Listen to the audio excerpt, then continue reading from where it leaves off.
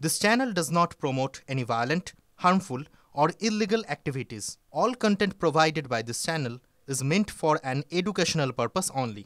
Top quality और consistent performance के लिए सिर्फ सिल्वर पंप्स नाम याद रखना। মানে এটা আমাদের দেশের গণতন্ত্র, গণতান্ত্রিক প্রতিষ্ঠান, সংবিধান, সাংবিধানিক কাঠামো তার উপর চরমতম আক্রমণ। এক কথায় ড্রাকোনিয়ান ল।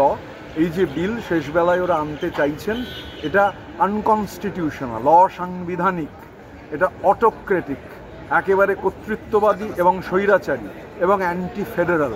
আমাদের দেশের রাজ্যের সরকার, কেন্দ্র রাজ্য সম্পর্ক তো নিশ্চিত ঠিক করা রয়েছে। রাজ্যের সরকার কেউ যদি পাল্টাতে চান, তা পাল্টাতে পারেন কেবল রাজ্যের জনগণ, রাজ্যের লেজিসলেচার। কেন্দ্রীয় সরকারের কোনো ক্ষমতাই নেই এটা করবার। তাহলে এটা ওরা যেটা করতে চাইছেন, রাজ্যগুলোর কোনো গুরুত্ব থাকবে না, মানুষের কোনো গুরুত্ব থাকবে না, শুধুমাত্র ওনারা ওনাদের পছন্দ মতো এই যে আইন আনবার চেষ্টা হচ্ছে। এই আইনের সবথেকে বড় ভয়ঙ্কর দিক হচ্ছে যে এটা একটা সুপার ইমার্জেন্সি ইম্পোজ করা হচ্ছে। ওনা ইমার্জেন্সি নিয়ে কথা বলেন, এটা অলিখিত সুপার ইমার্জেন্সি।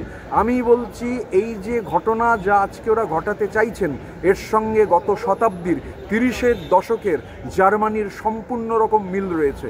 যেভাবে ফ্যাসিবাদী কায়দায় ফ্যাসিবাদ কায়েম করেছিলেন হিটলার, ভারতবর্ষের মাটিতে বিজেপি এই সুপার ইমার্জেন্সির মধ্যে দিয়ে নির্বাচিত সরকারগুলোকে অকেজো করে দিয়ে, যারাই বিরোধী কণ্ঠস্বর, সেই বিরোধী কণ্ঠস্বরগুলোকে ধ্বংস করে দিয়ে এই যে ইম্পোজিশন অফ সুপার ইমার্জেন্সি, ড্রেকোনিয়ান ল, এই যে চরম কর্তৃত্ববাদী, চরম স্বৈরাচারী মনোভাব, এবং মানে সবথেকে বড় কথা যে জুডিশিয়ারি, সেই জুডিশিয়ারিকেও হচ্ছে একেবারে জুডিশিয়াল সিস্টেমটাকেও বাতিল করে দেওয়া। এটা বিজেপি যে আদর্শে বিশ্বাস করে, আরএসএস যে আদর্শে বিশ্বাস করে, ফ্যাসিবাদের সমস্ত পদধ্বনি, সমস্ত রণধ্বনি, গত 10 শতাব্দীর 30-এর দশকের সমস্ত রণধ্বনি পৃথিবীর বৃহত্তম গণতন্ত্রে দেখা যাচ্ছে।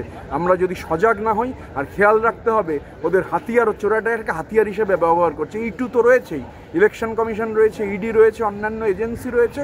যেমনভাবে হিটলার গত শতাব্দীতে জার্মানিতেই এক্সপেরিমেন্ট করে দেখিয়েছিলেন, ওরা সেই একই এক্সপেরিমেন্ট করতে চাইছে।